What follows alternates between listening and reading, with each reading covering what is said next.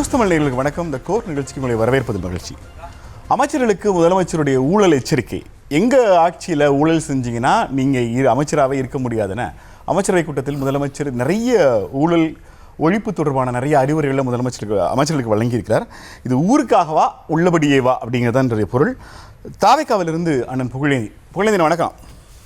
வணக்கம். திமுகவிலிருந்து மதுரை பாலா அவர்கள் இணைந்திருக்கிறார். அவரையும் வரவேற்கிறோம்.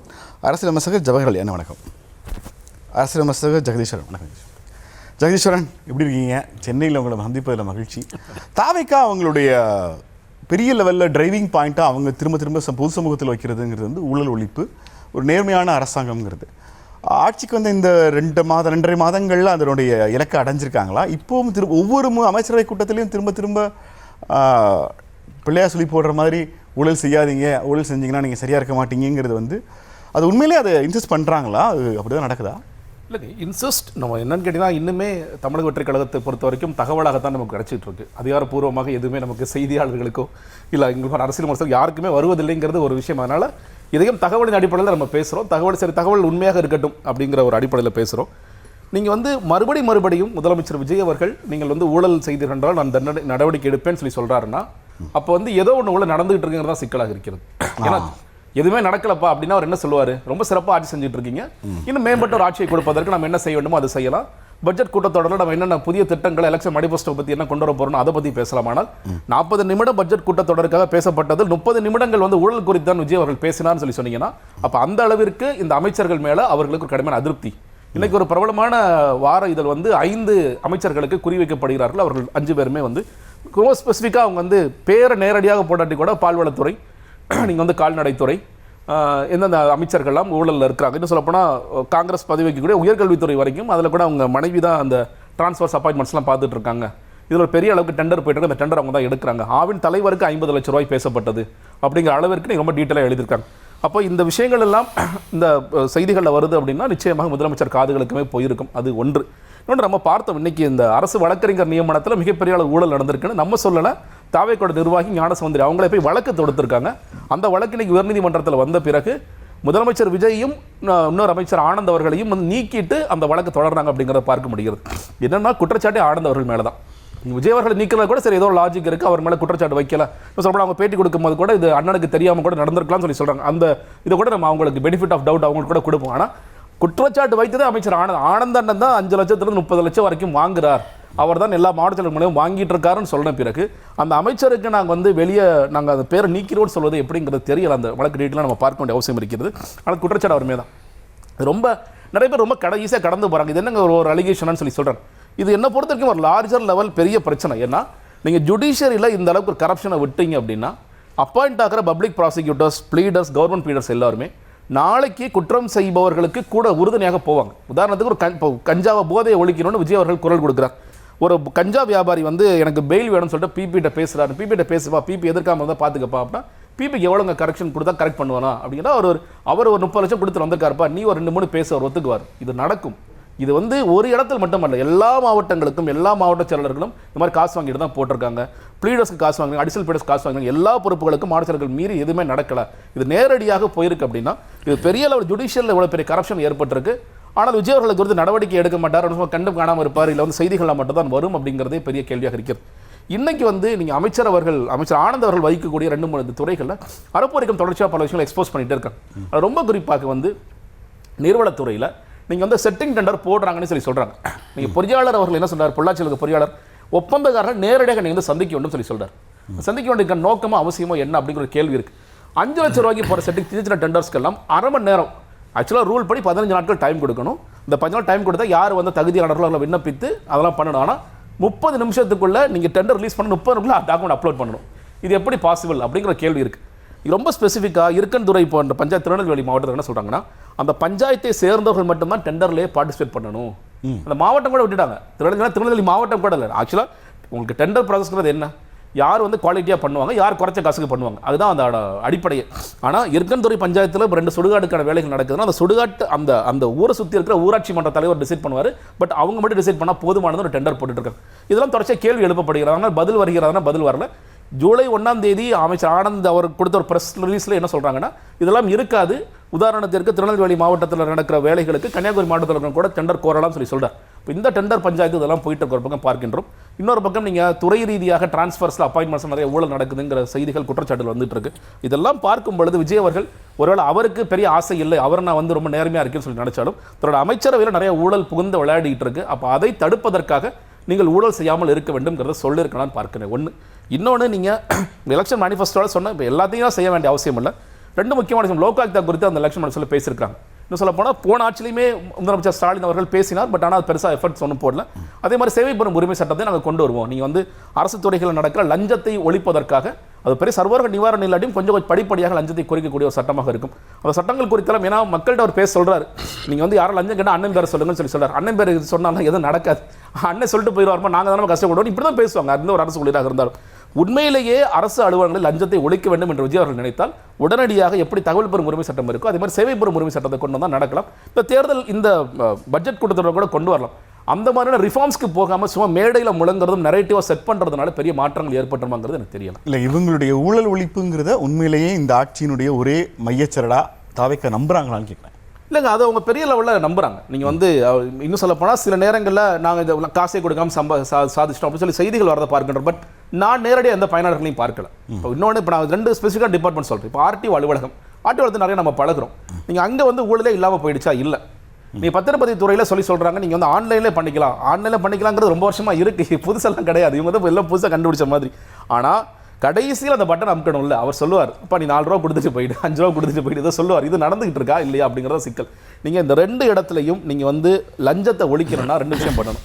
ஒன்று, பத்திரப்பதிவு துறை டாக்குமெண்ட் ரைட்டர்ஸுங்கிற ஆட்களே இருக்கக்கூடாது. இங்கே வந்து டிரைவிங் ஸ்கூலே இருக்கக்கூடாது. இது 2 தான் புரோக்கர்ஸ் இடைத்தரகர்கள் இருப்பாங்க. இது 2 நீங்கள் அவங்க 2 பேரும் எங்கே நிற்பாங்க? பத்திரப்பதிவு ஆஃபீஸில் நிற்பாங்க, ஆர்டிஓ ஆஃபீஸில் நிற்பாங்க. இவங்க 2 பேரும் இல்லாமல் பண்ணுற வரைக்கும் நீங்கள் ஏன்னா நீங்கள் அருண் அவர்கள் வந்து லஞ்ச ஒழிப்புத்துறையில் இருக்கும் பொழுது 2 ரைடு ரொம்ப வேகமாக நடந்துச்சு. பத்திரப்பதிவுத்துறையில் 40 பேர் வந்து மேலே எஃப்ஐஆர்லாம் போட்டாங்க. இது வரலாற்று சாதனைகளும் பேசினாங்க. ஆர்டிஓக்கு வந்து ரைடு அடிக்கும் பொழுது ஒருத்தருக்கு மேலே கூட எஃப்ஐஆர் போடல. 30 லட்ச ரூபா பணம் பிடிப்பட்டதுன்னு செய்தி வந்ததை பார்த்தோம். 30 லட்ச ரூபா பணம் பிடிப்பட்டது. அப்போ இந்த பணம் எப்படி வந்துச்சு? காக்காத தூக்கி போட்டு போயிடுச்சா? இல்லை. அப்போ இந்த பணத்தை வந்து யார் வாங்கிச்சாங்க, யாரோட டிராவில் பிடிப்பட்டது, எந்த புரோக்கர் கையில் வச்சிருந்தார், எந்த ஆர்டிஓ கையில் வச்சிருந்தாரு செய்திகள் இருக்காது. அந்த செய்திகள் இல்லை. அப்போது உண்மையிலேயே இந்த ஒரு பக்கம் லார்ஜ் லெவல் கரப்ஷன்ஸும் போயிட்டு இருக்கு. மக்கள் நேரடியாக பயன்பெறக்கூடிய இந்த துறைகள்லையும் நீங்கள் வந்து முழுக்க லஞ்சம் ஒழிஞ்சிருச்சு அப்படின்னு நேரடியாக பயனாளர்களையும் நான் பார்க்கலாம். புகழேந்தினே, அமைச்சர் ஆனந்த் மேல வச்சிருக்காப்புல ராஜேஷ். அமைச்சர் ஆனந்த் வந்து நீதித்துறையில வழக்கறிஞர்களாக நியமிக்கிறதுக்கு வந்து 25 லட்சம் வாங்கியிருக்காரு அப்படிங்கிற குற்றச்சாட்டை தாவேக்கா நிர்வாகியை எழுப்புறாங்க. ஊழல் ஒழிப்பை ஒவ்வொரு முறையும் அமைச்சரவை கூட்டத்தில் விஜய் பேசிக்கிட்டே இருக்காரு. ஆனால் அமைச்சர் ஆனந்த் மேலே வைக்கிற புகார்களுக்கெல்லாம் எந்த பதிலும் இல்லாமல் அப்படியே காற்றுல பறக்க விட்டே இருக்கீங்களே, எப்படி? Good evening to news Tamil 24/7. ஒரு சின்சியரான அமைச்சர் மாத்திரமல்ல, ஒரு நல்ல தலைவரும் கூட அவர். மாண்புமிகு முதலமைச்சர் விஜய் அவர்களுடைய வலதுகரமாக இன்றைய தினம் நின்று வேண்டிய பணிகளை எல்லாம் மாற்றக்கூடிய இடத்துல இருப்பவர் அப்படின்னு சொன்னீங்கன்னா, அவருடைய துறையில எதுவுமே செய்யல அப்படின்னு நீங்க சொல்றீங்கன்னா, உங்களுக்கு தெரியும் நெல்சன் சார் 4 அதிகாரிகளை சஸ்பெண்ட் பண்ணிருக்காங்க. இதே டெண்டர்ல 4 அதிகாரிகள் மீது நடவடிக்கை எடுத்து ஆல்ரெடி சஸ்பெண்ட் பண்ணி வெளியில இருக்காங்க. ஒரு சின்ன விஷயத்துல கூட துறையில நடக்கிற எல்லா ஊழல்களுக்கும் அதிகாரிகளை கை காமிக்கிற ஒரு பழக்கத்தை தாவேக்கா தொடங்கி வச்சிருக்காங்கன்னு சொல்றீங்க இல்லையா? நிச்சயமா அதிகாரிகள் கொள்ளையடிச்சுட்டு தானே இருந்தாங்க. அதுல என்ன மாற்று கருத்து உங்களுக்கு? இப்பதானே பயப்பட ஆரம்பிச்சிருக்காங்க.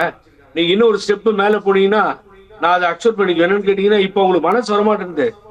ஐயோ, ஊழல் இல்லாம ஒர்க் பண்ணுமே முதலமைச்சர் சொல்லிட்டு இருக்காரு. இப்ப மாசம் இவ்வளவு சம்பாரிச்சோமே, இன்னைக்கு 10 பைசா இல்லாம சம்பளத்தை நம்பி போக வேண்டிய நிலைமை வந்துருச்சு. ஆகவே இந்த டிலே பண்ற கோர்ஸ் அவங்க கையில் எடுக்கிறாங்க. அதை எடுத்து அங்க வச்சுட்டு இங்க வச்சுட்டு இப்பீங்க நாளைக்குங்க அப்படிங்கிறதா. இது இப்போ அடுத்த ஸ்டெப்ல அதான் கொண்டு போகணும். ஏன் டிலே ஆகுது, ஏன் செய்ய முடியாது, ஏன் செய்யல, இந்த குற்றச்சாட்டுகள் வரும். ஆனா நீங்க மிஸ்டர் ஆனந்த் மேல நீங்க எதையுமே சொல்ல முடியாது. நான் சொல்றேன் சார், இப்போ என்னன்னு சொல்லி அட்வொகேட் ஜெனரல் கமிட்டியில அவர் இருக்கார், மெயின் அவர் தான். அப்புறம் அதுக்கு மேல அமைச்சர் இருக்காரு, அதுக்கு பின்னாடி செக்ரட்டரி இருக்காங்க, லா செக்ரட்டரி, அதுக்கு கீழே முன்னாள் ஒரு ஓய்வு பெற்ற நீதிபதி, இப்படி ஒரு கமிட்டி ஃபார்ம் பண்ணியிருக்காங்க. அந்த கமிட்டியில இத்தனை வருஷம் அனுபவம் இருக்கணும். சுமார் மினிமம் ஒரு 200 வழக்குகளை போட்டு அதுல வெற்றி அடைந்திருக்க வேண்டும். ஆகவே சும்மா நேத்தி வந்து இன்னைக்கு லாயரை நாளைக்கு அவங்க ஏஏஜி ஆக முடியாது. இந்த ஷரத்துக்கள்லாம் அடங்கிய அந்த கமிட்டியை ஃபார்ம் பண்ணி அதுதான் ஸ்க்ரூட்டனைஸ் பண்ணிட்டு இருக்கு. இந்த நிமிஷம் கூட பண்ணிட்டு இருக்கு. நாளைக்கோ மண்டேவோ வரும் சார் வில்சன் சார். அப்ப நான் என்ன கேட்கிறேன், அந்த கமிட்டி எக்ஸ்பீரியன்ஸா இவ்வளவு இருக்கணும் நாம்ஸ் இருக்கும்போது எங்கிருந்து இப்ப காசு வாங்க முடியும்? அந்த நாம்ஸ் மீறி நீங்க போனீங்கன்னா நாளைக்கு அவங்க மேல வழக்கு தொடருவாங்களா இல்லையா? ஒரு இன்எக்ஸ்பீரியன்ஸ் கையை கொண்டு வந்து ஏஐஜியா போடுறாங்க சார், இது என்ன நியாயம்னு கேட்பாங்களா இல்லையா? ஆகவே எங்கிருந்து அதுல ஊழல் வந்துடும். ஆகவே சும்மா கண்ண மூடிட்டு ஹைகோர்ட்ல நீங்க ஏஜி ஆரம்பிச்சு உயர்நிலை பதவிகள்ல பெரும்பாலும் அது கடைபிடிக்கப்படுது, அதுக்குள்ள போவேனா. இங்க பேசப்படுறது சபார்டினேட் கோர்ட்ஸ்குள்ள நீங்க கத்தையா வழக்கறிஞரோட ப்ரொஃபைல் நான் பார்த்தேன். அடிப்படையில் நீங்க ஒரு ஒரு மாவட்டத்தில் இருக்கிற குற்றவியல் நடுவர்மன்றத்துக்கு ஆஜராக போற அரசு வழக்கறிஞருடைய எக்ஸ்பீரியன்ஸ் என்ன, எங்கிருந்து வந்தார், எவ்வளவு வழக்குகளை பார்த்தாருங்கிற தகவல் நமக்கு தெரியாதுல்ல. இங்க கீழ் நீதிமன்றங்கள்ல ஆஜராகிற வழக்கறிஞர்கிட்ட தான் காசு வாங்கியிருக்காங்கிற புகாரை ஜெகதீஷ் வைக்கிறாப்புல. கீழமை நீதிமன்றங்கள் அங்கே தேர்ந்தெடுக்கப்பட்டாலும் 6 மாசத்துக்கு வரைக்கும் அவங்களை நாங்க பர்மனன்ட் பண்ண போறது இல்லைன்னு சொல்லி அதனுடைய துறையினுடைய அமைச்சர், சட்ட அமைச்சர் மிக தெளிவாக தெளிவுபடுத்தி விட்டார். அப்ப அங்கேயும் ஏதாவது சரியில்லைன்றதை வெளியே தெரிஞ்சிடும். கீழமை நீதிமன்றத்திலையும் சரியில்லாதால் கண்டினியூ பண்ண முடியாது. அவர் எப்படி சார் காசு கொடுத்துட்டு வந்துருவாரு?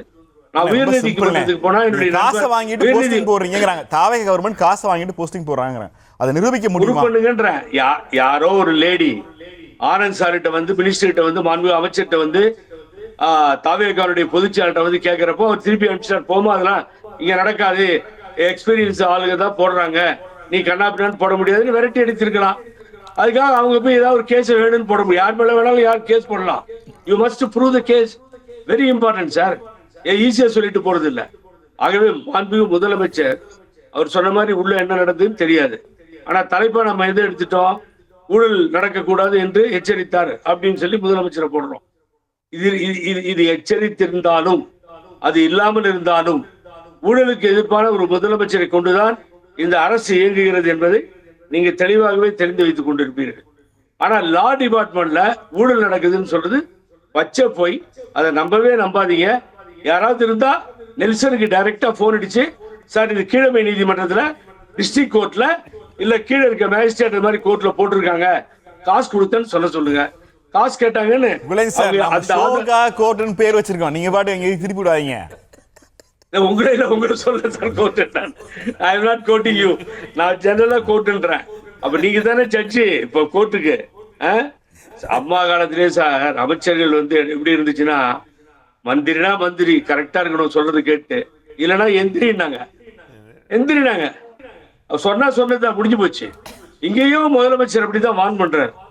ஆனா அது ரத்தத்துல அவர் சொன்ன மாதிரி, முதல்வர் சொன்ன மாதிரி ஊறி போச்சு நெல்சன். நீங்க லஞ்சத்தை லாவணியத்தை ஒழிக்கிறதுக்குள்ளார பெரும்பாடா இருக்கும். கொஞ்சம் கொஞ்சமா அதை கொண்டு போய் தான் நிறுத்தணுமே தவிர ஒரே நேரத்துல ஒரே டைம்ல அதை வந்து நீங்க நிறுத்தவே முடியாது. ஆகவே எச்சரித்திருக்கலாம். நீங்களே ஒத்துக்கிறீங்க லஞ்சம் என்பது உலகளாவிய பெனாமெனா, அதை உடனடியாக நிறுத்த முடியாது, படிப்படியா தான் குறையும்னு. ஆனா நீங்களே இந்த புகாரை நம்பாதீங்கிறீங்க, இப்படி சொல்றது நானு இல்ல சார். நான் அப்படி சொல்லவே இல்லை சார், நான் அப்படி சொல்லவே இல்லை. நீங்க எப்படி புரிஞ்சுக்கிட்டீங்கன்னு தெரியல. அதாவது லஞ்சம்ங்கிறது புறையோடு இருந்தது. எக்தம் அதை நிறுத்த வேண்டிய வேலைகளை எல்லாம் இந்த முதலமைச்சர் செய்துவிட்டார். ஆகவே அது லஞ்சம் இல்லாமல் பார்ப்பதை தான் அவர் ஆசைப்படுகிறார். இருந்தாலும் அப்படின்னு ஆரம்பிச்சுதான் அதை நான் சொன்னேன். சில நேரங்களில் அது நடக்கலாம். அதனால வந்து ஜாக்கிரதையாக இருக்க வேண்டிய இடம் அதிகாரிகள் தான். அவங்கள கரெக்டா மெயின்டைன் பண்ணி கொண்டு போனோம்னா இந்த பிரச்சனை வராது என்பது எனது கருத்து. அது வந்து நிச்சயமா நடக்கும். முதலமைச்சரோட கனவான அந்த லஞ்சம் இல்லாத ஒரு தமிழ்நாடுங்கிறத அமைச்சர்கள், அதிகாரிகள், வழக்கறிஞர்கள் இவங்களெல்லாம் விட்டுருங்க, பொதுமக்கள் எப்ப ஃபீல் பண்ணுவாங்க? ஆமா மாறிடுச்சு, லஞ்சம் ஒளிஞ்சிருச்சு அப்படின்னு எப்ப நம்புவாங்க? இப்பதான் சேர் கொடுத்து மரியாதை கொடுத்து என்ன ஃபைலுன்னு கையில வாங்கி செய்யற நிலைமைக்கு போயிருக்காங்க. பொதுமக்கள் லஞ்சத்தை கொடுப்பதும் தவறு, அதை வாங்கி கொள்வதும் தவறு. 2 கோணத்தில் நீங்க பாத்துக்கோங்க. ஆகவே அடுத்த ஸ்டெப் கொடுக்க போறவங்க மேலேயும் ஆக்ஷன் எடுக்க சொல்லணும். முதலமைச்சர் மனசு வச்சு அது நடக்கும். ஆகவே அவர்கள் மக்கள் ஒரு முடிவுக்கு வருவார்கள் நிச்சயமாக. ஆஹா லஞ்சம் இல்லப்பா, கேட்கறது இல்ல, பயப்படுறானுங்க, லஞ்சத்தை விட்டாச்சு இனிமேல் இல்லைன்னு சொல்லி. அப்புறம் நீங்க பேசும்போது வேட்பாளர்கள் இங்க அவர்கள் மீது குற்றச்சாட்டுன்னு சொன்னீங்க சார். கடந்த சட்டமன்ற தேர்தலில் மிகவும் ஏழை வேட்பாளர்கள் இருந்தால் அது தாவேக்காவுடைய வேட்பாளர்கள் தான். கையில காசு கிடையாது சார். வீட்டை வித்து நிலத்தை வித்து பூத்து காசு கொடுக்க முடியாம கஷ்டமான சூழ்நிலையிலிருந்து மேலே வந்தவர்கள் அவர்கள்.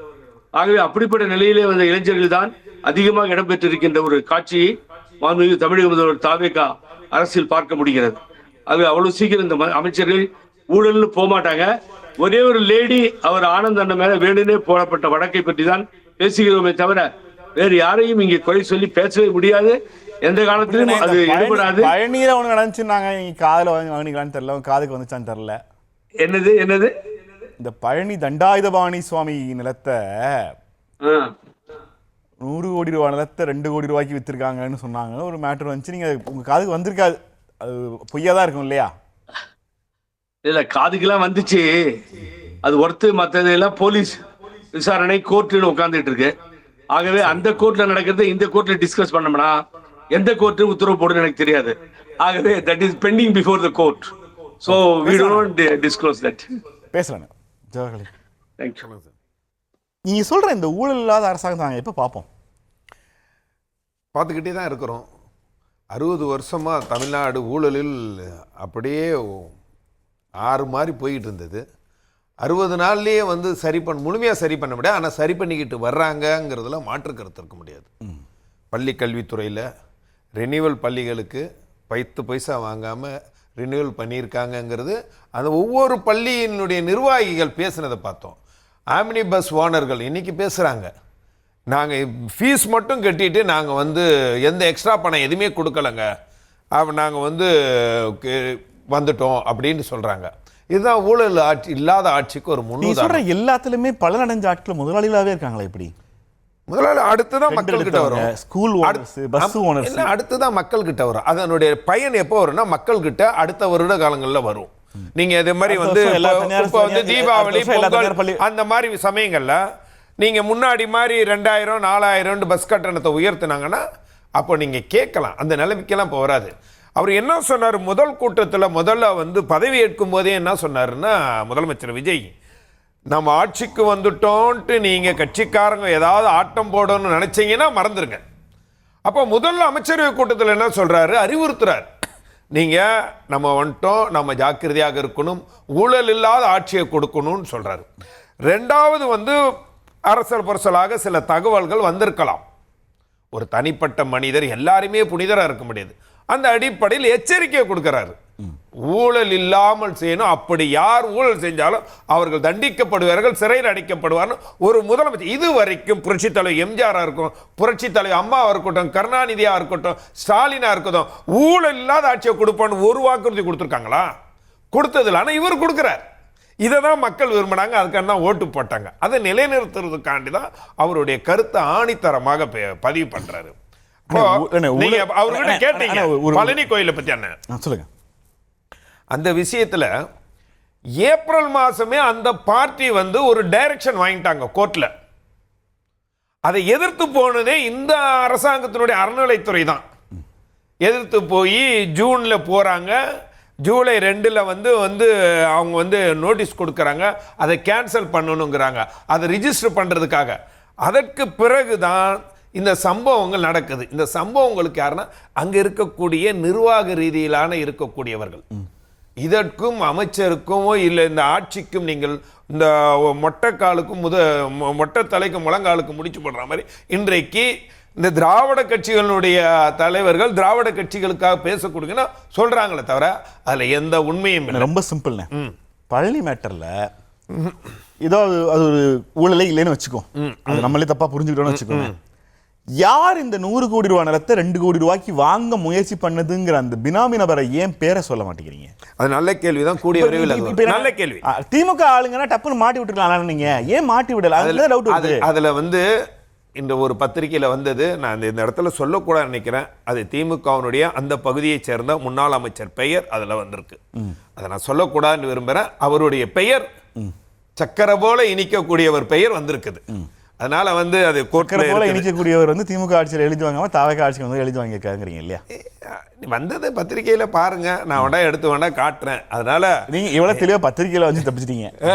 வந்தது சார், தெரியலனே நீங்க கேளுங்க சார், நான் என்ன சொல்றேன், அந்த சிபிசிஐ விசாரணைக்கு உத்தரவிட்டாங்களா சார்?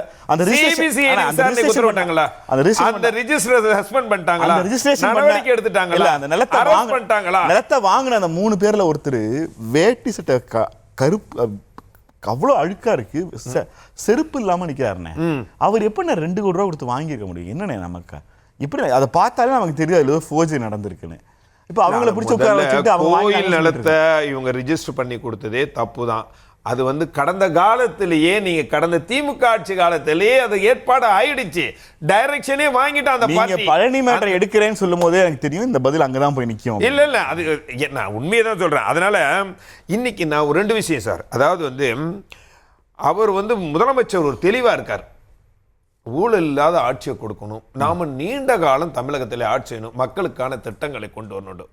அப்படி இருக்கும்போது அங்க ஒண்ணு இங்க ஒண்ணு சில செய்யக்கூடிய தவறுகளை முன்னிறுத்தி சொல்லக்கூடாது. இன்றைக்கு பள்ளி கல்வித்துறையில ஊழல் இல்லைங்கிறது வெளிப்படையா எல்லாரும் பேசுறாங்க. பட்டானா முன்னாடி சார், நீங்க வந்து இன்றைக்கு அமைச்சர் அண்ணன் செங்கோட்டையன் அண்ணன் இன்றைக்கு பட்டா வந்து அப்படியே முழுமையா ஆன்லைன்ல போட்டாங்க. 10 பைசா கொடுக்காம ஆன்லைன்லயே பதவி இறக்கம் பண்ணி பட்டா வாங்கக்கூடிய சூழ்நிலையே இவர் வந்ததுக்கு அப்புறம் இதை மாத்திருக்காரு.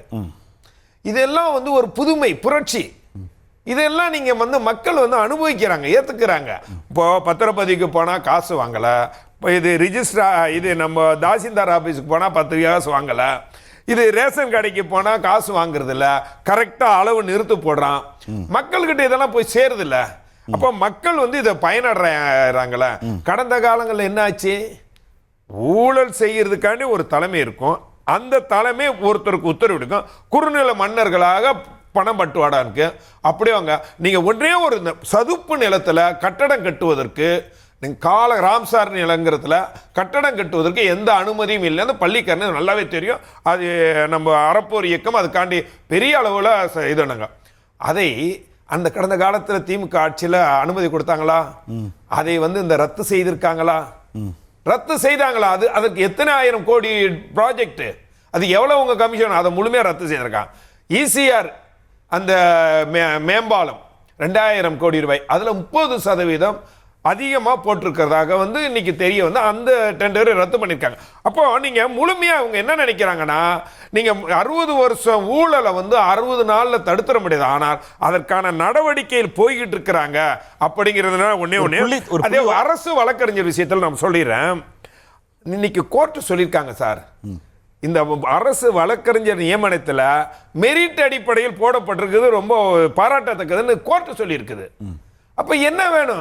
அதுல இன்னும் சொல்ல போனா அதுல திமுக வழக்கறிஞர் இருக்காங்க, அதிமுக வழக்கறிஞர் இருக்காங்க, எல்லா வழக்கறிஞர், ஆனால் அவர்கள் எல்லாமே மெரிட் அளவுல தான் போட்டிருக்காங்கன்னு கோர்ட்டே சொல்லியிருக்குது. வேற என்ன வேணும்? நீங்க ஊழல் ஊழல் ஊழல் சொல்லிக்கிட்டு நீங்க சொல்றீங்க, நான் நம்புறேன். நம்பணுங்கிறது மட்டும் இல்ல, நீங்க சொல்றீங்க நம்புறேன். ஆனா அது நிஜத்தில் நடக்கிற போது இணைந்து பாராட்டும், ஒன்றும் பிரச்சனை பார்க்கணும், நிச்சயமா பார்க்கறதுக்காண்டி தான் எச்சரிக்கை கொடுங்க. எதுக்கு எச்சரிக்கைனா, இல்ல ஒரே 10 செகண்ட் முடிச்சலாம். எதுக்கு எச்சரிக்கைனா, நீங்க நினைக்கிற மாதிரி வந்து ஊழல் செய்யறாங்க எச்சரிக்கை கொடுங்கல, அவரை ரிப்பீட்டா ஞாபகப்படுத்திக்கிட்டே இருக்கணும். ஒரு முதலமைச்சராக, குடும்ப தலைவனாக மக்களை எப்படி அந்த அமைச்சரவை ஞாபகப்படுத்தி கொடுக்கணும், தவறு செஞ்சிடாத, தவறு செய்தால் இந்த நிலை. ஏன்னா இதை வந்து எதிர்கட்சிகள் உன்னிப்பா நம்மளை கவனிச்சுக்கிட்டு இருக்காங்க. அது தவறு, நீ சின்ன தவறு சொன்னா கூட பெருசா ஆக்கிடுவாங்க. சரியா இருக்கணுங்கிறத ஞாபகப்படுத்துறா தவிர நீ தப்பு செய்து விட்டார்கள்னு அர்த்தம் இல்ல. திமுகவில் இருந்து பாலா இணைந்திருக்கிற. வணக்கம் பாலா. ஒரு அரசு ஊழல் இல்லாத அரசை உருவாக்க ட்ரை பண்றாங்க, ஒரு மாற்றத்துக்கு முயற்சி பண்றாங்க. அதுல சின்ன சின்ன தவறுகள் நடக்கத்தான் செய்யும், ஒரு பெரிய லாங் ப்ராசஸ் இது. ஆனால் இந்த அரசு ஊழல் ஒழிப்புல முக்கியத்துவம் காட்டல, அக்கறை காட்டலைங்கிற வழக்கமான எதிர்கட்சி நிலைப்பாட்டையே திமுக எடுக்குதா? இல்ல, அது கிடையாது. அதாவது ஊழல் ஒழிப்புல விஜய் வந்து இந்த மாதிரி பேசுறது அப்படிங்கிறது சினிமால பேசுற ஒரு பஞ்ச் டைலாக் மாதிரி மக்களை ஏமாத்துறதுக்கான ஒரு நாடகம் அது. ஏன் அப்படின்னா, இன்னைக்கு ஒட்டுமொத்த தமிழ்நாடும் பார்த்துச்சு. அதாவது பட்ட பகல்ல கொள்ளை மாதிரி, அதுவும் கடவுள் சொத்தை, பழனி கோயில் அந்த நிலப்பதிவுல 100 கோடி ரூபாய் மதிப்புள்ள ஒரு சொத்தை வந்து என்ன அடிப்படையில், அதாவது ஒரு அமைச்சரோட நாலேஜுக்கு போகாம, அதாவது அறநிலையத்துறை அமைச்சர் ரமேஷ் அவர்களுடைய நாலேஜுக்கு போகாமையோ அல்லது பத்திரப்பதிவுத்துறை அமைச்சர் லோகேஷ் தமிழ்ச்செல்வனுடைய நாலேஜுக்கு போகாமையோ இப்படி ஒரு 100 கோடி ரூபாய் சொத்து வந்து பாத்தீங்கன்னா பதியறதுக்கான அந்த யார் அந்த உத்தரவு கொடுத்தா அப்படிங்கிறது இப்ப வரைக்கும் தெரியல. அப்ப ஒரு இடத்துல ஒரு சொத்தை இப்படி மாத்த போறாங்கன்னும் போது அங்க இருக்க சப் ரிஜிஸ்ட்ரார் அன்னைக்கு லீவுல போறாரு. பக்கத்துல இருக்க ஒரு 3 இடம் கள்ளிமந்தயமோ கீரனூரோ சத்திரப்பட்டின்ற இடத்துல எல்லாம் விட்டுட்டு கொடைக்கானல்ல இருந்து ஒருத்தரை கூட்டிட்டு வர்றாங்க. அன்னைக்கு வந்து பாத்தீங்கன்னா பதிவு நடக்குது. அந்த பதிவு பண்ணக்கூடாதுன்னு ஒருத்தர் வந்து உத்தரவு லெட்டர் கொடுத்திருக்கிறாருன்றவரு ப்ரொமோஷன்ல போறார். அப்ப சினிமால காட்டுறது மாதிரி அந்த விஜய் படங்கள்ல எல்லாம் பார்ப்போம்ல, அந்த மாதிரி சினிமால காட்டுறது மாதிரியே ஒரு பட்ட பகல்ல வந்து ஒரு 100 கோடி ரூபாய் சொத்து, அதுவும் கோவில் சொத்தை வந்து இப்படி ஆட்டை போட்டிருக்கிறாங்க. நீங்களே அவங்ககிட்ட கேட்டீங்க, அந்த 2 பேர் யார் அந்த பினாமி, அவங்க யாரால் அனுப்பப்பட்ட பினாமி, யாருக்காக அந்த பினாமிகள் வந்து வாங்கி இருக்கிறாங்க, அப்ப அந்த பவர் சென்டர் யாரு? ஏன்னா விஜய் சொல்றாருல இங்க ஒரே பவர் சென்டர் தான் நான் தான் அப்படிங்கிறாருன்னா, அப்ப அதை வந்து விஜய் அவர்கள் தான் சொல்லியிருக்காங்க. கொரோனா சக்கரபாணியை சொல்ற மாதிரி சொல்றாப்ல யாரு? இல்ல அதாவது பேச்சுக்கு என்ன வேணாலும் சொல்லலாம். அப்படியெல்லாம் இருந்துச்சுன்னு சொன்னா இவங்க வந்து யாரும் எப்படி குதிச்சிருக்க மாட்டாங்க. அதாவது 2 ரூபாய் முறுக்கு விஷயத்துல அவ்வளவு முறுக்கு காமிச்சிட்டு சீன போட்ட அறநிலையத்துறை அமைச்சர் ரமேஷ் அன்னைக்கு வந்து இது எப்படி எக்ஸ்பைரி டேட்ன்றது எப்படி தெரியும் அப்படின்னு அவ்வளவு வேகமா கோபமா சீர்னாரு. 100 கோடி ரூபாய் சொத்து, கோவில் சொத்து வந்து திருடு போயிருக்குன்ற சூழல்ல அங்க யாரு வந்து சார்பு பதிவாளரா இருந்தாருன்னு தெரியலங்கிறாரு. யாரு வந்து இதுக்கு உத்தரவு கொடுத்தான்னு தெரியலன்னு சொல்றது, தவறு நடந்திருக்குன்னு சொல்றாரு. அந்த தவறு நடந்திருக்குன்னா அதுக்கு யார் காரணம்?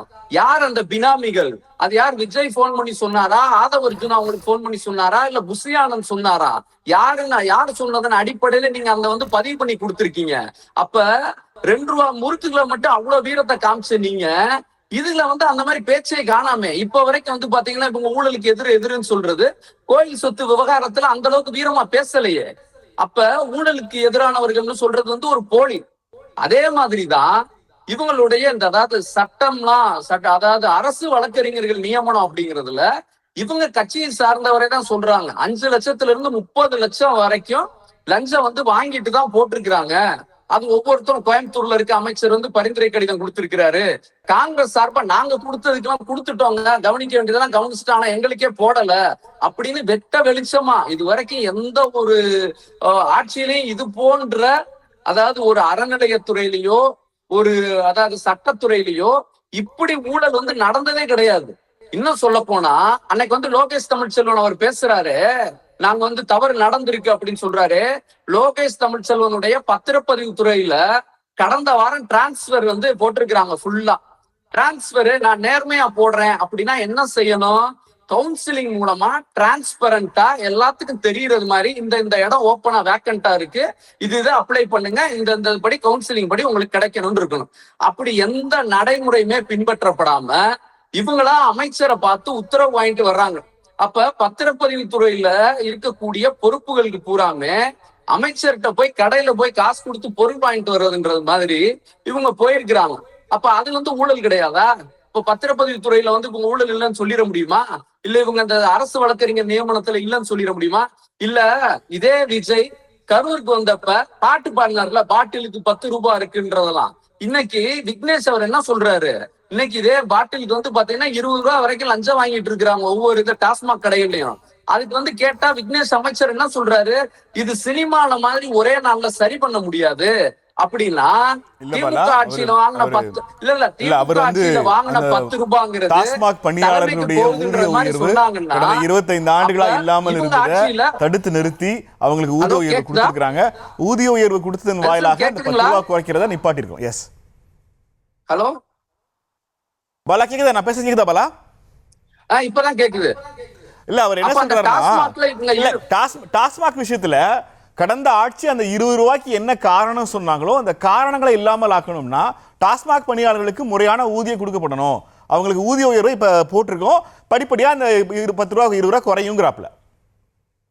இல்ல அதைத்தான் நான் சொல்றேன். அதாவது இவங்க ஊழல் இல்லைன்னு சொல்றாங்கல்ல, இவங்களுடைய ஆட்சியில இன்னைக்கு தொடர்ந்து அதாவது பழனி கோயில் 100 கோடி ஊழல்ல இருந்து பத்திரப்பதிவு துறை, அதே மாதிரி இன்னைக்கு அமைச்சர் CTR நிர்மல்குமாரோட இப்ப டிரான்ஸ்பர் பத்தி பேசுறாங்கல்ல, அப்ப அவருடைய மனைவிக்குன்னு ஒரு ஸ்பெஷல் பிரிவிலேஜ் கொடுத்து ஆசிரியரா இருக்கவங்க பல்லாவரத்துல இருந்து திருவள்ளுவர்கேணிக்கு வந்து டிரான்ஸ்பர் ஆகுறாங்க அப்படின்னா அதுல வந்து ஊழல் கிடையாதா?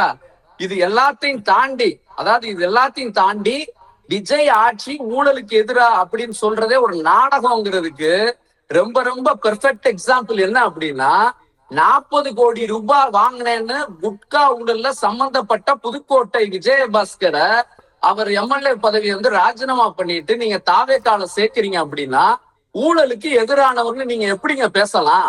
இது எவ்வளவு பெரிய ஒரு பட்டப்பகல் ஒரு அயோக்கியத்தனம். அதே மாதிரி தண்டனை வாங்கியிருக்காரா விஜயபாஸ்கர்? சிபிஐ வழக்கு பதிவு செஞ்சு விசாரணை நடந்துட்டு இருக்கு. நீங்க நம்ம கட்சி மேல வழக்கு போட்டா சிபிஐ வந்து பழி வாங்குது, அதிமுக மேல போட்டா அது ஊழலா? அதாவது நெல்சன், இப்ப நான் ஒண்ணு கேக்குறேன். இப்ப அமைச்சர் அண்ணன் செந்தில் பாலாஜி அவர்கள் மேல ஒரு வழக்கு பதியும் போது அது வந்து அதுக்கு முந்தைய ஆட்சியில பதியும் போது இவங்க என்ன சொன்னாங்க அப்படின்னா, அவர் அமைச்சரவையில தொடர்ந்தாருன்னா சாட்சியை கலைக்கிறதுக்கான சாத்தியங்கள் இருக்கு, அதனால ராஜினாமா பண்ணுன்னு சொல்லும் போது நாங்க ராஜினாமா பண்ணோம். இதே இடத்துல நான் கேட்கிறேன், அறநிலையத்துறை அமைச்சர் ரமேஷ் அவர்கள் இந்த பழனி கோயில்ல 100 கோடி ரூபாய் ஊழல் நடந்திருக்கு அப்படின்னா இந்த விவகாரத்துல அந்த சாட்சியை கலைக்கிறதுக்கு அமைச்சர் ரமேஷ் வந்து முனைய மாட்டாரா? அவர் வந்து அங்க இருக்க சப் ரிஜிஸ்ட்ராரோ அதிகாரியோ மாவட்ட ரிஜிஸ்ட்ராரையோ அவர் வந்து இன்ஃப்ளூயன்ஸ் பண்ண மாட்டாரா? அப்ப அவர் வந்து விட்னஸஸ் வந்து கலைக்கிறதுக்கான வேலையில ஈடுபட மாட்டாரா? பத்திரப்பதிவு துறையில இருக்க லோகேஷ் தமிழ்ச்செல்வன் அப்ப அதை செய்ய மாட்டாங்களா? அப்ப இவங்க உண்மையிலே நேர்மையானவங்களா இருந்தாங்கன்னா அவங்க 2 பேரும் அமைச்சர் பதவியை ராஜினாமா பண்ணிட்டு இதுல வந்து நான் விசாரணை வந்து நாங்க எதிர்கொள்றோம் அப்படின்னு துணிச்சலா சொல்லலாமே. இதுக்கு எதிரா இருக்கிறாங்க, ஊழலுக்கு எதிரா இருக்காங்கன்னா போன வாரம் பாக்குறோம். ஒரு கே நேரு மீது இவர் சொல்றாருல, இந்த 700 கோடி ரூபாய் திருச்சி பக்கத்துல வக்பு வாரியத்தினுடைய சொத்து திமுக ஆட்சியில வந்து பத்திரப்பதிவு செய்யப்பட்டது. வக்போர்டுனுடைய சொத்து. நான் இவங்க 100 கோடி ரூபாய் அறநிலையத்துறை சொத்து பதிவு பண்ணது நான் சரின்னு சொல்லலை. ஆனால் அது அமைச்சருக்கு சம்பந்தம் இருக்கான்னா அமைச்சர் தெளிவுபடுத்துறாரு, எனக்கு சம்பந்தம் இல்லை, அவருக்கு நடக்க வடிக்கணும்னால்தான் சிபிசிஐடியினுடைய உத்தரவு வந்து விடுறாங்க. அவங்க இப்போ வந்து அது விசாரணை செஞ்சுக்கிட்டு இருக்கிறாங்க. ஆனா நீங்க இங்க ஊழல்னு சொல்றது அந்த 100 கோடியில ஒரு பங்கு அறநிலையத்துறை அமைச்சர் ரமேஷுக்கு போச்சுங்கிறது இல்லை. அவர் துறையில் இருக்கிற ஒரு பழனியினுடைய அந்த அறங்காவலருக்கு சென்னைக்கு டிரான்ஸ்ஃபர் கொடுக்குறாங்க. பத்திரப்பதிவு துறையில் இருக்கிற ஒரு டிரான்ஸ்ஃபர் வந்து திண்டுக்கல்லேருந்து பழனிக்கு வராங்க. இது மேலிடத்திலிருந்து கீழே நகருது. ஒரு பத்திரப்பதிவு அலுவலகத்தில் ஒரு சார்பதிவாளர் சொத்து வாங்க வர ஒரு ஆள்கிட்ட காசு கேட்கணும், அது லஞ்சம். ஆனால் இந்த இடத்துல மேலிடத்திலிருந்து இந்த 100 கோடி ஒரு நிலத்தை 2 கோடிக்கு எப்படியும் பதிவு பண்ணிடணும்னு ஒரு கூட்டு சதி நடந்திருக்கு. உங்கள் கண்களுக்கு தெரியலையா சார்? இது டிரான்ஸ்ஃபருங்கிறது வந்து நிர்வாக ரீதியிலான நடைமுறை. இப்போ கூட ஒரு அமைச்சருடைய மனைவிங்கிறதுக்காண்டி ஒரு இடத்துல இருந்து இன்னொரு இடத்துல வந்து டிரான்ஸ்ஃபர் வாங்குறத தவறா சொல்றது எவ்வளவு, எந்த வகையில் நியாயம் சார்? ஒரு பள்ளியில இருந்து இன்னொரு பள்ளிக்கு வராங்க, அதில் என்ன பள்ளி ஆசிரியர் முதல்ல ஹெட்மாஸ்டராக வராங்களா இல்லை அங்கே அந்த முதல்வராக வராங்களா? அந்த பள்ளியிலேருந்து ஒரு டிரான்ஸ்ஃபர் வாங்கிட்டு வராங்க. அதில் என்ன தவறு? இன்றைக்கெல்லாம் திமுக அமைச்சர்கள்லாம் யாராவது ஒரு ஆயிட்டாங்கன்னா மனைவிகள்லாம் வேலையை செய்ய மாட்டாங்க, கொட்டி கொடுக்கறதுக்கு அங்கே ஆள் வந்துடுவாங்க. இங்கே அப்படி இல்லை, அந்த வேலை செய்கிறாங்க. ரெண்டாவது வந்து கே நேரு மீது இடி ஒன்று அனுப்பிச்சி விட்டாங்க. ஆனால் அதுக்காகவே வந்து டிஜிபியை நியமனம் பண்ணாத அரசு திமுக. என்ன சொல்கிறேன்னா, இப்போ அவர் வந்து சொன்னார் பத்திரப்பதிவு வந்து டிரான்ஸ்ஃபர் பண்ண இவர் வந்து இந்த குற்றம் சொன்னார். அவர் அந்த ஒரு ஞான சௌந்தரியன்ட்டு அந்த வழக்கறிஞர் மேலே குற்றம், அவங்க ஏதாவது ஒரு ஆதாரத்தை ஒன்று கொடுத்தாங்களா? அவங்க வந்து இன்றைக்கு யாருடைய பின்னணியில் இயங்கிக்கிட்டு இருந்தாங்கிறதா இப்போ கேள்விக்குறியாயிருச்சு. அங்கே வந்துட்டீங்க. ஆமாம், அங்கே வரல, அங்கே அவங்கள தள்ள இருக்காங்க. இப்படி குற்றம் சுமத்து இந்த ஆட்சி மீது நீ குற்றத்தை சொல்லு, உங்க கட்சிக்காரன் தாவேக்கா ஆட்சிக்கு வரும், ஆட்சிக்கு வந்து தாவேக்கா ஆட்சிக்கு வரும், ஆனந்த் அமைச்சர் ஆவாரு, அமைச்சர் ஆன பிறகு இந்த மாதிரி வந்து லஞ்சம் வாங்குவாங்க, அதனால திமுக என்ன பண்ணிருக்காங்க, ஆட்சிக்கு வர்றதுக்கு முன்னாடியே தாவேக்காவுக்கு அவங்க சேர்த்துட்டு இருக்காங்களா? சார் இப்போ அவங்க குற்றச்சாட்டு என்ன, இந்த வழக்கறிஞர் நியமனத்தில் பணம் வாங்கிட்டாருன்ட்டு. அவங்க என்ன பணம், அதுக்கு ஆதாரத்தை ஏதாவது ஒரு தெளிவாக கொடுக்கணும். 19 5 லட்சம் 10 லட்சம் போட்டு வாங்கிட்டு அவங்களுக்கு கிடைக்கலங்கிறதுக்காண்டி இப்படி ஒரு குற்றச்சாட்டை சொல்றாங்க. குற்றச்சாட்டுக்கு ஏதாவது ஆதாரம், குற்றச்சாட்டு தானே, அவங்க அரெஸ்ட் பண்ணிக்கலாம்ல. யாரு அரசின் மீது காழ்ப்புணர்ச்சியோடு போய் குற்றச்சாட்டுகளை வைக்கிறாங்க. நடவடிக்கை எடுப்பாங்க. நடவடிக்கை அதுக்கு அவங்க மீது வழக்கு பதிவு பண்ணிட்டாங்க. வழக்கு பதிவு பண்ணியிருக்காங்க. நான் என்ன சொல்றேன், ஒரு அரசாங்கம் வந்து இப்போ வந்து ஊழல் இல்லாத ஆட்சியை கொடுக்கணும்னு இருக்காங்க. நீங்க எந்த விஷயங்களா இருந்தாலும் சட்டப்படியா நீங்க சொல்றீங்கன்னே ஊழல் இல்லாத ஆட்சி கொடுக்கணும்னு, அதனால ஊழல் பத்தி பேசும்போது ஏங்க இப்படி சொன்னீங்களே, இப்படி செய்யலாமான்னு கேட்க தானே செய்வாங்க. கேட்கறது தப்பு இல்லை, கேட்கறது நீங்க கேட்டுங்க. ஆனால் அதுக்காண்டி இந்த ஆட்சியாளர்கள் விஜய் வந்து அந்த ஆட்சியே வந்து ஊழல் ஆட்சி அப்படின்னு கொண்டு போயிடறான். இன்னைக்கு பாருங்க, ஒவ்வொரு துறையில வந்து இப்போ ஒரே ஒன்றும் இல்லை, ஒரு தாவேக்கானுடைய நிர்வாகி அவர் வந்து ஒரு கான்ட்ராக்டர் போய் பணம் வாங்கினார். அது ஏதோ ஒரு தனிப்பட்ட நபர் செய்த தவறு. அந்த நபர் அந்த கான்ட்ராக்டர் வீடியோ எடுத்து வெளிப்படுத்தினார் பாருங்க, அதுதான் இந்த ஆட்சி கிடைத்த வெற்றி. திமுக ஆட்சியில இருந்து இந்த மாதிரிலாம் யாரும் பண்ண முடியுமா? 100 கோடி ரூபாய் மேட்டர் அப்படியே டேபிள் கீழே கொண்டு போயிட்டு 1.25 லட்சத்தை முடிச்சிட்டீங்கல்ல. எது 1.25 லட்சத்துல ஊராட்சி மன்ற தலைவர் என்ன ஊராட்சி சார் 100 கோடி ரூபாய் பேசுவோம் சார். அதுல இந்த ஆட்சிக்கு என்ன இருக்குது? நான் என்ன சொல்றேன், நிர்வாக ரீதியில் அங்க இருக்கக்கூடிய சிலர் செய்யக்கூடிய தவறுனால இந்த அமைச்சர் உத்தரவு மேல் தான் இந்த ஊழல். ஒரு 1.5 லட்சம் ரூபாய் ஒரு ஊராட்சி மன்ற தலைவர் வாங்கினாரு, அவர் வாங்கினது தப்பு, அவர் அரெஸ்ட் பண்ணிட்டோம். இதை வந்து நீங்க நீதினு சொன்னீங்கன்னா 100 கோடி ரூபாய் பண்ணது அநீதினு சொல்ல தானே செய்வாங்க. அவர் மீது அதுக்கு சிபிசிஐடி இது விசாரணைக்கு போட்டாச்சா, அவர்கள் மீது நடவடிக்கை எடுத்திருக்க 4 பேர் கைது செய்யப்பட்டிருக்காங்களா? நடவடிக்கை எடுக்கலன்னா நீங்க சொல்றதுல நியாயம் இருக்கு. நடவடிக்கை எடுத்து சரியான முறையில் போய் இவங்க திரும்ப திரும்ப சொல்ற எல்லா பதில்களுமே வந்து நீங்க இன்னும் டைம் கொடுக்க மாட்டேங்கிறீங்க இந்த அரசுக்கு. இன்னும் கொஞ்சம் பொறுத்திருந்து பார்க்கலாமே. ஆரம்பத்தில் இப்போதான் ஏறக்குறைய 2-3 பேரை தவிர எல்லாருமே முதல் முறை சட்டமன்ற உறுப்பினர்கள், முதல் முறை அமைச்சர்கள். என்ன நடக்குதுன்னே தெரியறதுக்கு டைம் எடுக்கும். நீ அந்த டைமை கொடுக்காம அப்படியே கழுத்தில் கத்தி வச்சுட்டு அவங்களை மிரட்டுறீங்களோ? இல்லைங்க, நீங்கள் எதுக்கு டைம், இன்னும் கரெக்டாக ஊழல் செய்யறதுக்கு டைம் வேணுமா, மாட்டிக்காமல் ஊழல் செய்கிற டைம் வேணுமா, அப்படி தான் கேட்க தோணுது. நீங்கள் இந்த பழனி விஷயத்தை பற்றி பேசுனீங்க. கோர்ட்டில் இன்னைக்கு இந்த குற்றம் சாட்டப்படுற ஜஸ்டின் மணிகண்டன் அவர் வந்து அவரோட இது வருது ஜாமீன் கேட்டு. அதில் கோர்ட்டு சொல்கிற பார்வை 2 சார்பதிவாளர்கள் மீது நடவடிக்கை எடுத்திருக்க வேண்டும். ஆனால் இந்த விவகாரத்தில் ஒரு சார்பாக மட்டுமே நடவடிக்கை எடுக்கப்பட்டுள்ளது. இது நம்மளோட பார்வையில், கோர்ட்டோட நீதிமன்றத்தின் பார்வை இது. அப்போ நீதிமன்றத்தோட பார்வையே எப்படி இருக்குது அப்படிங்கிறதுல மூலியமாகவே இதில் ஊழல் நடந்துள்ளதா இல்லையா அப்படிங்கிற ஒரு முக்கியமான கேள்வி வந்துடும். இன்னொன்று, இப்போ ஜவஹர்லி சாரே பேசும்பொழுது இங்கே திமுக ஆட்சியில் 10 ரூபா பாட்டிலுக்கு ஒரு டாஸ்மாக் ஊழியர் வாங்கியிருந்தாருன்னா அதற்கான செந்தில் பாலாஜி அங்கே கனெக்ட் பண்ணுறாரு. ஆனால் இந்த ஆட்சியில் அறநிலைத்துறை அமைச்சர் கீழே, பத்திரப்பதிவு அமைச்சர் கீழே இருக்கின்ற அதிகாரிகள் தவறு செய்தால், சார் அது அதிகாரிகள் தவறு சார், அது ஏன் சார் நீங்கள் போய் பெருசாக்குறீங்க அப்படின்ட்டு பாலதை தனித்தனியாக ஃபிக்ஸ் பண்ணுறாரு அப்படிங்கிறத பார்க்க முடிகிறது. இன்னொன்று, அவர் சொன்னது ஒரு விஷயம் கரெக்ட். வழக்கறிஞர் நியமனத்தில் திமுக அதிமுக எல்லாருமே இருக்காங்க. என்ன காரணம்னா, இன்றைக்கி வந்து தாவேக்கோட வழக்கறிஞர் அணி பட்டியல் எடுத்து பார்த்தீங்கன்னா அதில் இருக்கிற பெரும்பாலான வழக்கறிஞர்கள் பார் ரெஜிஸ்டர் பண்ணாதவங்க. இன்னும் சொல்லப்போனால் நான் திருப்பதி போகிற ஸ்டிக்கரை வாங்கி வண்டியில் ஒட்டுங்கிற சொல்கிற குரூப் நிறைய பேர் அதில் இருக்காங்க.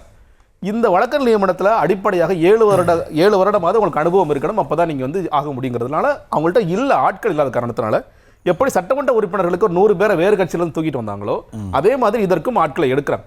இப்போ உள்ள வர்றவங்கள்ட்ட என்ன சொல்றாங்க, நீ திமுக வந்து அதிமுக வந்து அப்போ எனக்கு என்ன காசு கொடுக்கணும், அதை 5 லட்சத்துக்கு கொடு 10 லட்சத்துக்கு கொடுன்னு சொல்லி வாங்குறாங்க. அதுதான் இங்கே பெரிய குற்றச்சாட்டாகவே மாறுகிறது. அப்படி வாங்குகின்ற காரணத்தினால தான் அதை தாங்க முடியாமல் தான் ஒரு தாவேக்க நிர்வாகி போய் இப்படி காசு போட்டு பண்ணுறாங்க. ஏன்னா நீ கோர்ட்டில் போய் சொல்றது நாங்கள் வந்து குவாலிட்டியான ஆட்களை எடுக்கிறோம், நாங்கள் வந்து அந்த மாதிரி கட்சி சார்பாக எடுக்கிறது இல்லைன்னு ஒரு பார்வையை சொல்லிட்டு இந்த மாதிரி நீங்கள் காசு வாங்கி தான் நியமிச்சிருக்கீங்கன்னா இங்கே குற்றச்சாட்டாக இருக்கிறது. நீங்கள் இது வந்து இப்போ ஒரு கரப்ஷன் பார்த்துட்டோம். இப்போ நீங்கள் அதே மாதிரி நான் சொல்கிறேன் இல்லையா, பால்வளத்துறை ஒவ்வொரு துறையிலையும் நீங்கள் டெண்டர்ஸ்க்கு அப்பாயின்மெண்ட்ஸ்க்கு இந்த மாதிரி ஊழல் நடந்துகிட்டே இருக்குன்னா அப்படி என்ன மாற்றம்னு சொல்லி வைக்கிறீங்க. ஒரு பக்கம் முதலமைச்சர் என்ன சொல்றாரு, நீ வந்து யாராவது லஞ்சம் கேட்டால் என் பேரை சொல்லுன்னு சொல்றாரு. இன்னொரு பக்கம் நீங்க உங்களோட அமைச்சரவை கூட்டத்தில் போயிட்டு நீங்க என்ன சொல்றீங்க, நீங்க யார் ஊழல் பண்ணாலும் நான் உங்களோட நடவடிக்கை எடுப்பேன்னு சொல்றாரு. இரண்டுமே ரொம்ப முரணாக இருக்கின்றது. நாங்க வந்து உண்மையிலே தூய சக்தியாக இருக்கோம், தூய ஆட்சி கொடுத்துக்கிட்டு இருக்கோம். அப்படி இருக்கும் பொழுது மக்கள் வந்து எதற்கும் கவலைப்பட வேண்டாம், அதையும் மீறி ஏதாவது நடந்தால் நாங்கள் நடவடிக்கை எடுக்கிறோம் தான் நீங்கள் சொல்லணுமே தவிர நீங்கள் கேள்வி கேளுங்க நான் வேடிக்கை பார்த்துட்டு இருப்பேன் அப்படின்னு சொல்வது எப்படி அது நியாயமாகும்? இப்போ இந்த டைம் கொடுக்க என்னன்னு கேட்டீங்கன்னா இன்னும் லார்ஜர் லெவல் கரப்ஷன்ஸ்லாம் வெளியே வருமே தவிர பெரிய அளவுக்கு மாற்றம்லாம் இருக்காது. புகழேந்தனே, ஒரு நேரம் கொடுக்கறது மட்டும்தான் பிரச்சனையா, இந்த நேரம் கொடுக்கறதுங்கிறது நீங்கள் ஊழல் செய்யறதுக்கான நேரமான்னு கேட்குறாரு. அதாவது ஒரு கற்பனையா கொண்டு போய் எவ்வளவு தூரம் கொண்டு போக முடியுமோ கொண்டு போயிட்டு, அதனால அங்க லாயர்ஸ்லாம் இல்லை, எக்ஸ்பீரியன்ஸ் சான்ஸ் இல்லை, வேண்டாம் சார் இந்த கட்சியிலிருந்து வேணாம். நான் என்ன சொல்றேன், எக்ஸ்பீரியன்ஸா பொதுவா அவர்கள் யாராக இருக்கட்டும், அந்த எக்ஸ்பீரியன்ஸ் 7 வருஷம் சொன்னார் இவரு. அதுவும் ஏகப்பட்ட வழக்குகளை சந்தித்த சிறந்த வழக்கறிஞராக இருக்க வேண்டும் என்பதை அவர் ஒப்புக்கொள்கிறார். அங்க அப்படித்தானே போயிட்டு இருக்கோம். இதுலயே ஏடிஎம்கே டிஎம்கே அவரு இவரு அப்படிங்கிறது தேவையில்லையே. அதையெல்லாம் கணக்கு போட்டு நம்மளே சொந்தமா லஞ்சம் வாங்கிட்டாங்க, இதனால இப்படி லஞ்சம் வாங்கிட்டாங்க பாருங்க, இந்த துறையை பாருங்கன்னு. சரி, இன்னொரு டைம் எல்லாம் போயிட்டு இருக்கு நெல்சன், உங்களுக்கு தெரியுமா? ஒரு பக்கம் இது போயிட்டு இருக்கு ஊழலற்ற ஆட்சின்னு. ஊழல் செஞ்சத அங்கிருந்து தோண்டி தோண்டி எடுக்கும் போது ஒன்னொன்னா வருதுன்னு முதலமைச்சர் சொன்ன மாதிரி அதுக்கு டைம் ஸ்பெண்ட் பண்றதுக்கு கவர்மெண்ட்டுக்கு, டிவிஎஸ்சிக்கு, மற்றதுக்கு பயங்கரமா இருக்கு. ஏன்னு கேட்டீங்கன்னா அந்த 5 வருஷத்து ஃபைல தோண்டி தோண்டி எடுக்க வேண்டியிருக்கு. ஒரு கேஸ எஃப்ஐஆர் போட்டு யாரையாவது கைது செய்தது உண்டா? கடந்த 5 ஆண்டு காலத்தில் இந்த டிவிஎஸ்சி எப்படி தூங்கியது? கொடநாடு கொலையிலிருந்து, அந்த கொலையிலிருந்து, அந்த வழக்குகள்ல இருந்து ஒண்ணு கையில் எடுத்திருக்காங்களா sir? Aruna Jagadeesan report, Pugazhendhiran report, இப்படி எல்லாம் முடிஞ்ச ரிப்போர்ட், ஆறுமுகசாமி கமிஷன் ரிப்போர்ட், எது மேலேயும் ஆக்ஷன் பாயிலையே. இப்போ ஒண்ணு நம்ம கையில எடுக்கணும். பிடபிள்யூடில எவ்வளோ, சிங்கப்பூர் வரைக்கும் போச்சு, ஐவேஸ்ல எவ்வளோ, ஆந்திரா வரைக்கும் போச்சு, அப்படிங்கிறது எடுக்க வேண்டிய சூழ்நிலையிலையும் இந்த அரசு இன்னொரு ஒர்க்கை பார்த்துட்டு இருக்கு. நான் என்ன கேட்கிறேன், நான் அதை பேச வேணான்னு தான் காமா இருந்தேன். நீங்க கோர்ட்ல இருக்குங்கிறதுக்காக அந்த நிலத்தினுடைய ஒர்த் என்ன சர்வே பண்ணணும். அதை எப்படி ஆச்சு கோர்ட் கேட்டிருக்கு, ஏன் ஆக்ஷன் எடுக்கல? ஆக்ஷன் எடுக்கணும், விடமாட்டோம். அந்த பழனி கோயிலை பொறுத்த வரைக்கும் கோர்ட்ல இருக்கிறதால தான் எலாபரேட்டா போக முடியல என்னால. ரெண்டாவது, செந்தில் பாலாஜியை பத்தி பேசினாரு. அங்க அவர் பேசாம இருந்தா அட்டகாசமா போயிருக்கும். நான் சும்மா தான் இருந்தேன். இந்த செந்தில் பாலாஜி மேல கேஸ் போட்டது யார் சார்? அதுக்கு பின்னாடி அதே ஊர்ல போய் நின்று திமுக தலைவர்கள் எல்லாம், நான் முன்னாள் முதல்வர் ஸ்டாலின் அவர்களில் இருந்து எல்லோரும் போய் ஊழலை கத்துக்க வேண்டிய இடம் இதுதான், இவர் தான் ஊழல்வாதிகளுடைய தலைவர், இப்படிதான் செய்வார் அவரும் அவர் தம்பியும் அப்படின்லாம் அங்க போய் பேசுறது யாரு சார்? இன்னைக்கு தமிழகத்திலேயே மோசமான ஒரு நிலை கோயம்புத்தூர். 5000 ரூபாய் கடந்த சட்டமன்ற தேர்தலில் ஓட்டுக்கு பணம் கொடுக்கப்பட்டிருக்கிறது. அப்புறம் இங்க வந்தீங்கன்னா 7000 ரூபாய் கரூர்ல பவுண்டு நகை 5000 ரூபாய் கொடுத்து லாஸ்ட் டேல டவுட் வந்துட்டு 15000 ரூபாய் கொடுக்கப்பட்டிருக்கிறது. இதெல்லாம் 10 ரூபாய் டாஸ்மாகில் வராம வானத்திலிருந்து குதிச்சு வந்ததா சார்? ஒரு நாள் வெளியில வர முடியல, காலமெல்லாம் சிறையில கழிச்ச காலங்கள் ஏன்? உச்ச நீதிமன்றம் விடுவிக்கவே இல்லை இவர்களை. இதெல்லாம் நியாயமா பேசணும் இல்ல, ஏதோ கையில கிடைச்சது. பேசுவோம் என்ன நடக்குதுன்னு. பாலா, இன்னும் கொஞ்சம் டைம் கொடுக்கலாமே பாலா அரசுக்கு. இல்ல அதாவது அவர் புகழேந்தி பேசுறாருல, 5000 கொடுத்தாங்க 7000 கொடுத்தாங்கன்னு வாய்க்கு வந்தது. ஏன்னா அவர் புகழேந்தி அவருக்கு வந்து பாத்தீங்கன்னா எந்தெந்த கட்சியில எந்தெந்த காலகட்டத்துல எந்தெந்த அணியில இருந்தேன்ட்டு அவருக்கு வந்து ஒரு நம்பகத்தன்மை இல்லாத மனிதர். பர்சனலா வேணாம், பர்சனலா பேசுறாரு. பாலா விஷயத்தை பேசுங்க.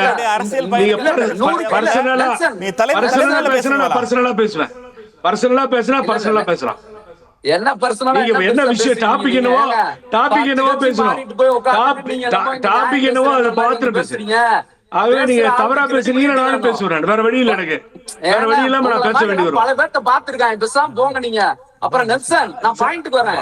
அதாவது ஜஸ்ட் இவங்க தாவே காட்சியில இந்த பழனியில 100 கோடி ரூபாய் நில ஊழல்ல இவங்க இந்த அமைச்சர்லாம் என்ன சொன்னாங்க, அந்த ஜஸ்டின் மணிகண்டன்றவர் தான் வந்து அந்த இதுக்கு காரணம்னு சொல்லி இவங்க வந்து நடவடிக்கை எடுத்தேன், சஸ்பெண்ட் பண்ணேன்னு சொன்னாங்க. ஆனா இன்னைக்கு கோர்ட் என்ன சொல்லியிருக்கு, அங்க போனதுக்கு அப்புறம் தான் வழக்கு விசாரணையில தான் தெரியுது ஜஸ்டின் மணிகண்டன் வந்து என்ன சொல்றாருன்னா, நான் இது பண்ணல, அதுக்கு முன்னாடியே வந்து பண்ணிட்டாங்க, அதுக்கு முன்னாடியே எல்லாமே முடிச்சிட்டாங்க அப்படின்னு சொல்றாரு. அப்ப யார் முடிச்சா? அப்ப அந்த வந்து சொல்லணும்ல. இன்னொன்னு வந்து கோர்ட்டா தலையிட்டு தான் இதை வந்து ரத்து பண்ணிருக்கு. தாவேக அரசு இதுல இந்த ஊழல் அப்படின்னு சொல்லி இவங்க எந்த நடவடிக்கையுமே எடுக்கல.